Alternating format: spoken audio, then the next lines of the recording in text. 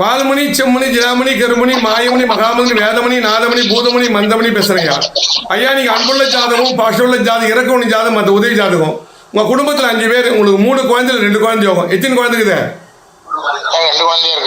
2 குழந்தைக்குது. உங்களுக்கு வந்து நல்ல ஆரோக்கியமா இருந்தீங்க, திடகாத்தமா இருந்தீங்க. திடீர்னு எதிரிகள் தொல்லையால கை கால் விழுந்துச்சு ஐயா. ஒரு கை கால் வந்து உங்களுக்கு வந்து ஒரு அட்டாக் மாதிரி ஆயிடுச்சு. கரெக்டா சொல்லுங்க. இனி வெளில நடக்க முடியல, சரியா? நடக்கவே முடியல. அதனால நிம்மதி இல்லாம இருக்கீங்க. எவ்வளவு மருத்துவம் போய் பாத்தீங்க? நிறைய ஆஸ்பத்திரி போயிட்டு வந்துட்டேன். இனி வெளில குணமாகல. குணமாகல. சொல்லுங்க. ஆமா, இன்னும் குணமாகல. நல்ல திடகாத்தமா உன்னை பார்த்தாலே பயப்படுவாங்க, அது மாதிரி இருந்தீங்க. ஆமா, அப்படித்தான் இருந்தேன். அதாவது அலறுவாங்க உன்னை பார்த்தாலே. ஆமா, அப்படிதான் அலறிட்டு இருந்தாங்க. இப்ப அப்படியே எல்லாம் இலக்காரமா பாக்குறாங்க. ஆமா, கேலி கிண்டலா பாக்குறாங்க.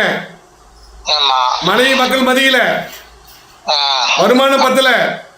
ஆமா, நீங்க நல்லா சொல்ல ஐயா, நீங்க தான் ஐயாங்க.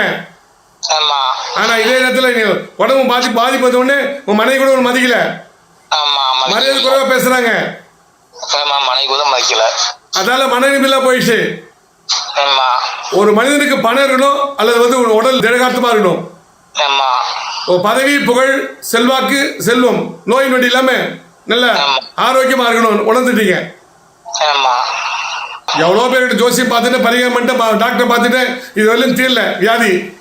ஆமா, அதாவது மருத்துவம் பார்த்து நோய் தீரல. தீரவே இல்லை.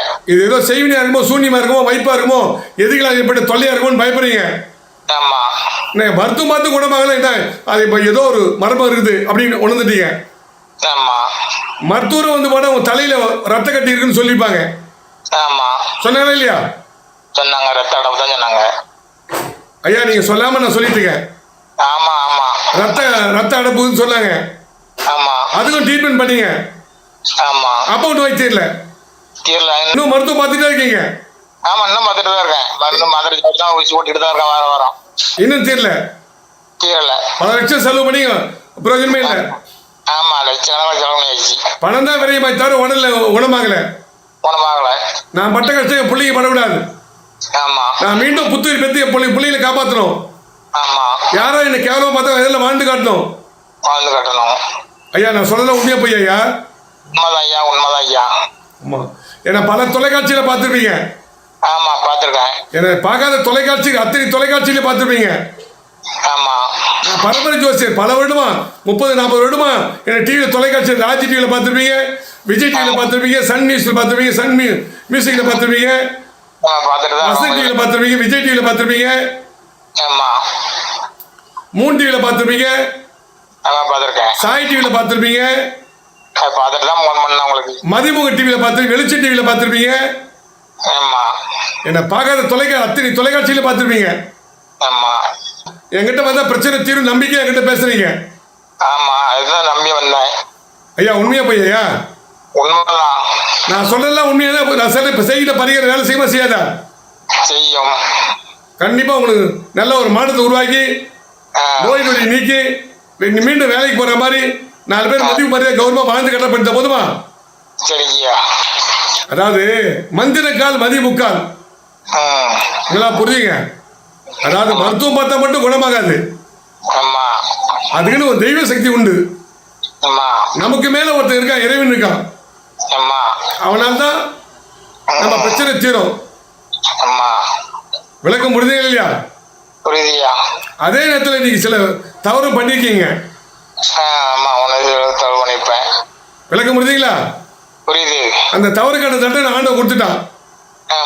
அது ஒரு மனசு வருத்தமாகுது. அது எல்லாரும் செய்யற தவறு தான். இது ஒரு பெரிய தவறு கிடையாது. இருந்தாலும் சந்தர்ப்பம், பருவ சூழ்நிலை, காலப்போக்கு அது மாதிரி உங்களை மாத்திடுச்சு இல்லையா? அதே நேரத்தில் உங்களுக்கு வந்து போன மருத்துவம் ட்ரீட்மெண்ட் கொடுத்துருப்பாங்க. அதாவது வந்து பிசியோதெரபி மாதிரி கொடுத்துருப்பாங்க. அப்போ செய்தும் உங்களுக்கு குணமாகல. அந்த பிசியோதெரபி பண்ணினே பண்ண முடியல, உங்களால வலிக்குது பண்ணா சொல்லுங்க. ஏன்னோ என்ன டாக்டர் மாதிரி சொல்றாரு ஜோசியர், அவர் நான் பார்க்கவே இல்லை அப்படி புட்டு சொல்றாரு. இது உண்மையா இருக்குமோ பொய்யா இருக்குமோ டிவிலாம் பேசுறாரு நிறைய பேர் நினைப்பாங்க, ஒரு டிவியில் எல்லாம் பேசுறாரு, யாரோ சொல்லி கொடுத்து பேசுறாரு இவரு அப்படின்னு நினைப்பாங்க இல்லையா? ஆமா. நீ கூட அப்படிதான் நினைச்சிருப்பீங்க இல்லையா? ஆமா. நான் சொல்றது உண்மையா போய் அப்போ? உண்மைதான் ஐயா. நான் சொல்றதெல்லாம் உண்மைன்னா செய்கிட்ட பரிகாரம் நிச்சயமா 100 பலிக்கும். போதுமா? நன்றி நன்றி, வணக்கம்.